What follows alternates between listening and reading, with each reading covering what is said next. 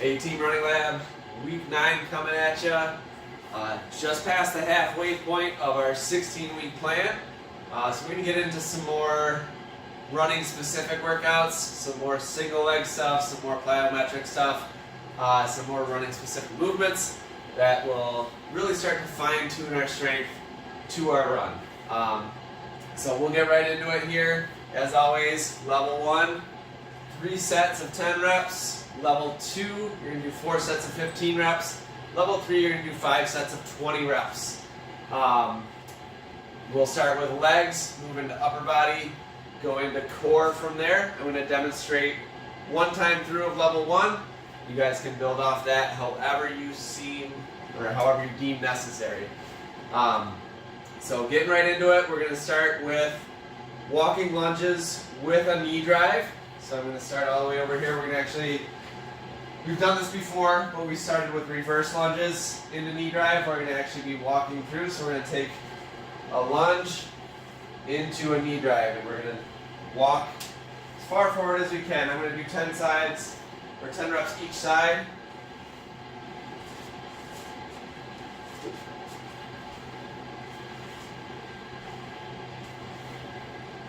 Really try to drive that knee and hip and engage the opposite glute as you come up. This is going to mimic keeping our glutes engaged, keeping our core solid as we're running.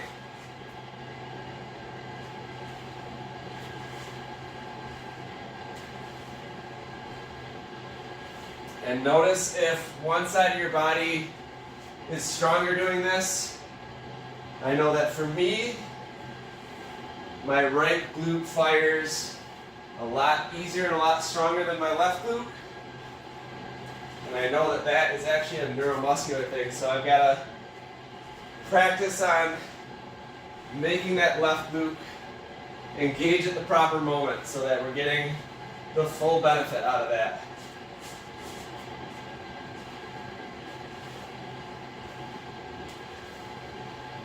All right, you can modify that by just doing that reverse lunge knee drive again, or just do a walking lunge, but when you come up, make sure you engage those glutes back here, because that's what we're really practicing, making sure that we're firing at the right time. All right, side to side lunges, so getting a little lateral strength in here, making sure that our glutes and our hips are strong and open. 10 times each side.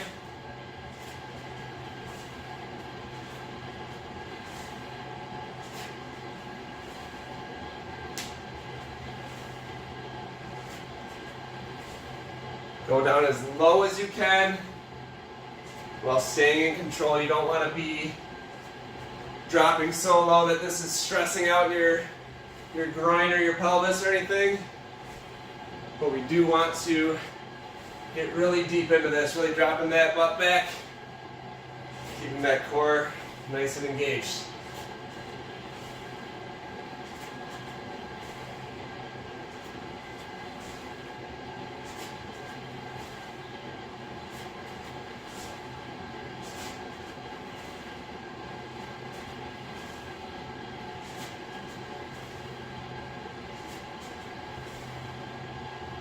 Right, good.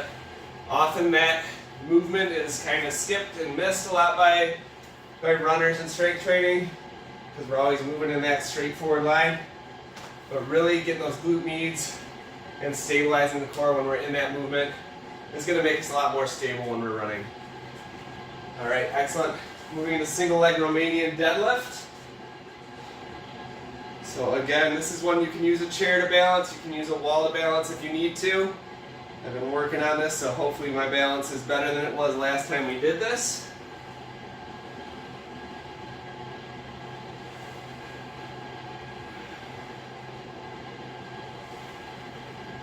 Try to stay on that one leg the whole time. If you need to tap your toe down to keep your balance, you can.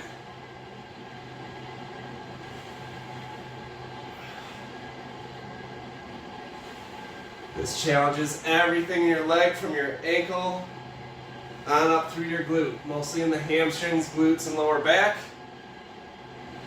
But just keeping our balance like this, gonna make our ankles and our foot stronger.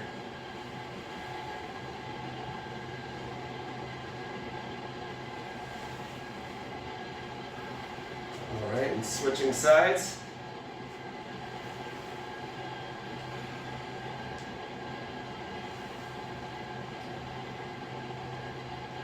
Again, it's okay if each side is different. Try to get maximum range of motion out of both sides.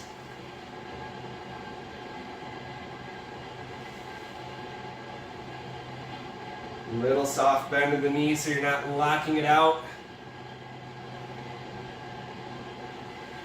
But not bending so much. We really want to feel this in the glute and through the hamstring. We're stretching the hamstring, but we're also contracting it and strengthening it as we're coming back up.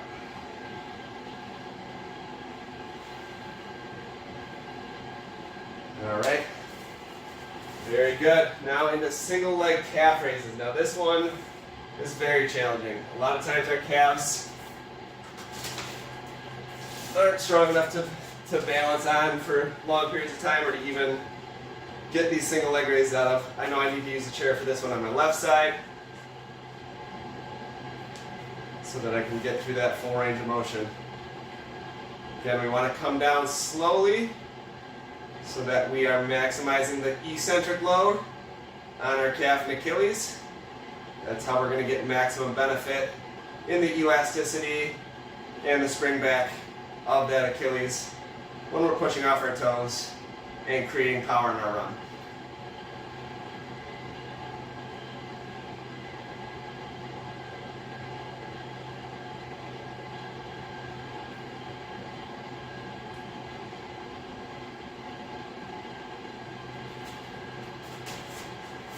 All right, switching sides, 10 each side again.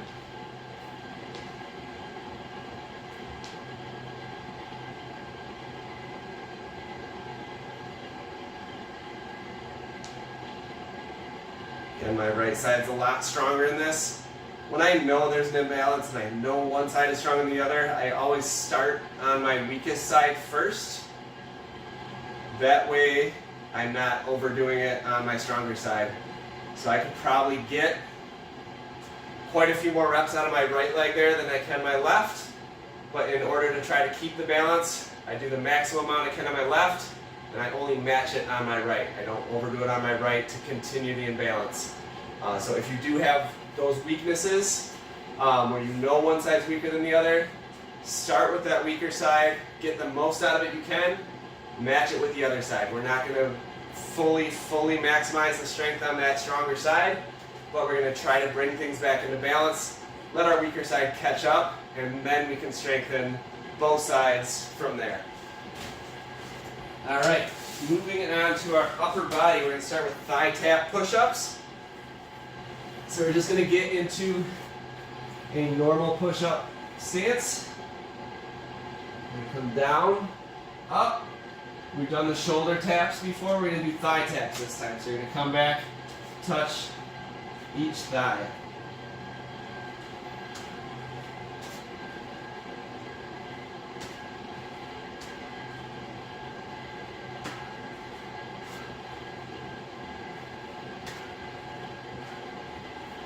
Alright, so try to keep your core as solid as possible. Try to keep in that plank position as much as possible. It's going to be hard to keep stable when we lift that one arm off the ground.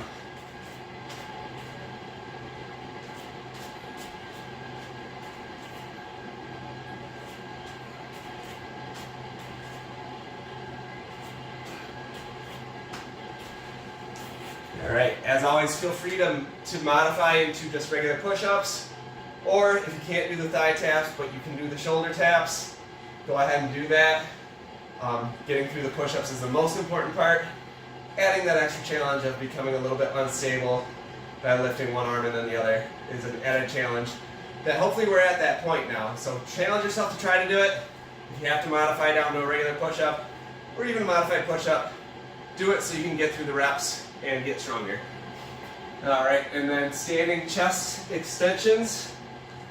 This is just to open our chest, then reverse flies. It's going to strengthen our back right near our shoulder blades, open our chest so that we can breathe easier when running.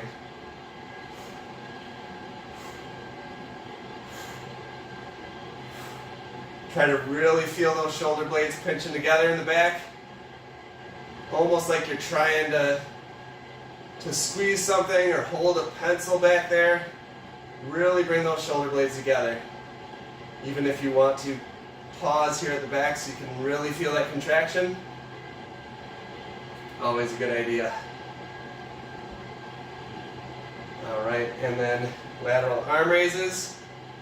So just bring in shoulders out laterally. This is going to work the deltoids. It's going to give us a lot of power for our arm swings.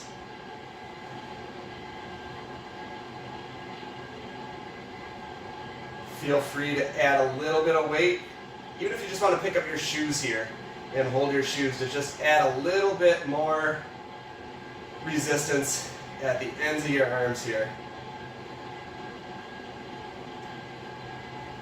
Or it can be challenging enough just raising your arms like that. And then we're going to go into bear crawls. So bear crawls is going to be kind of a full body exercise. I put it in upper body here, just because it is mostly shoulders, but you're going to get a good core workout here too. You're going to get a good leg workout even.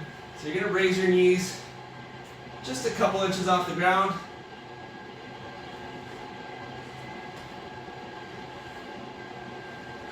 I'm going to walk forward 2, I'm going to walk backward 2. So each step counts as a rep. So we're at 4 right now.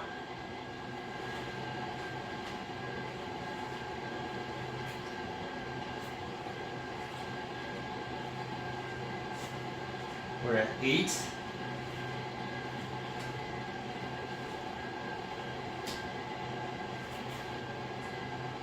All right, and that's 10. So again, that's going to be more of a full body exercise.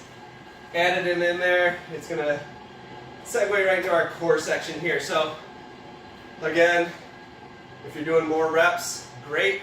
If this is really challenging, it's supposed to be a little bit challenging. We're adding a few challenges as far as being on one leg, as far as recruiting some different muscles here.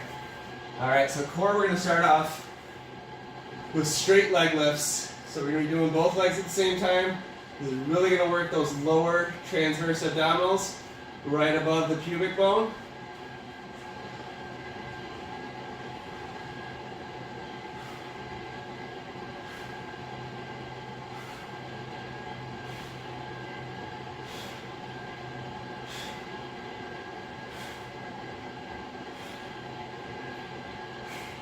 All right, and at the end of your set here, you're going to bring them back up about halfway. You're just going to hold for a 10 count. So 10, 9, 8, 7, 6, 5, 4, 3, 2, and 1. So that 10 count hold, you're just going to do that one time per set. We're going to move into butterfly sit-ups. So butterfly sit-ups can be really challenging here too. Face this way to do it. So you bring your legs together as if you were doing your butterfly stretch. We're going to turn this into a sit-up though. So it's easier the further your feet are away. But bring them in here. This is going to challenge the obliques a little bit more while we're doing that sit-up movement. If you can't get the full sit-up, do crunches this way. So I'll show you both. So for the full sit-up, we're coming all the way up, tapping your toes.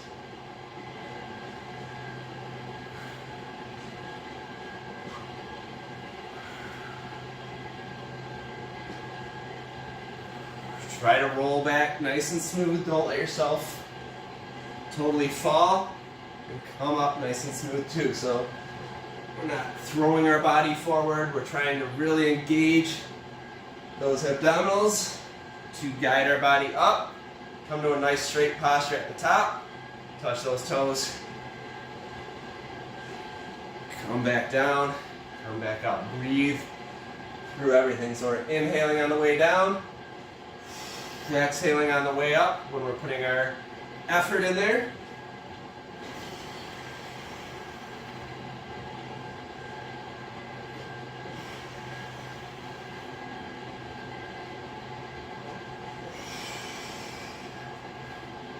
All right, see that last one was a little bit of a challenge. Head come out of the posture just a little bit. All right, and then if you're doing crunches, feel free to just do crunches straight down the center. When I do crunches like this, I like to try to still hold it for a little bit. So instead of just powering through 10 reps, there you come up, 1, 2, back down. Up, 1, 2, back down.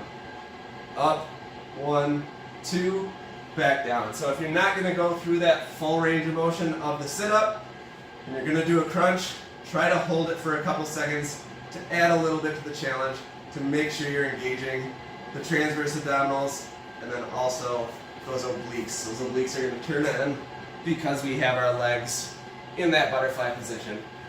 All right, and then the last exercise we're going to do are called plank jacks.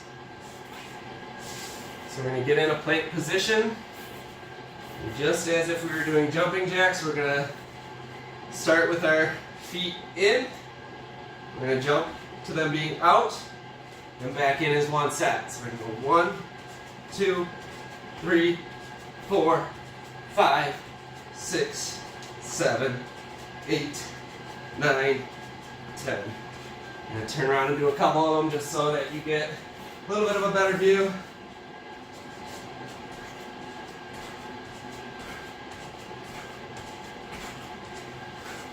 There we go, but I won't submit you to any more of that view. All right, so that's our week 9 workout. If you have any questions, feel free to ask them. If you need modifications, if you need a bigger challenge, reach out to me. Always willing to talk to you guys about any of your issues or problems or ideas. I hope that one was a good one. A little bit more challenge, challenging our balance. Starting to really get into a groove where we're going to start building our perfect runner's body. So trying to get as strong as we can before race day comes. You guys are putting in a ton of good work every single week. And we just keep running through the ice and the rain and the warm weather and the cold weather. That's why winter training is so great. But we get to do this one strength day in a nice warm room. So get after it. Challenge yourselves as much as you possibly can. Like I would encourage you to do this workout again later in the week. So if you do this Wednesday, go ahead and do it Sunday too if you're looking for more. If you're looking for more of a challenge, instead of going out there and piling on more miles, get back to the strength workout. Do a little bit more here. And it'll pay big dividends down the stretch. So good job, guys. We'll see you at the next group run. And keep up the good work. Thank you.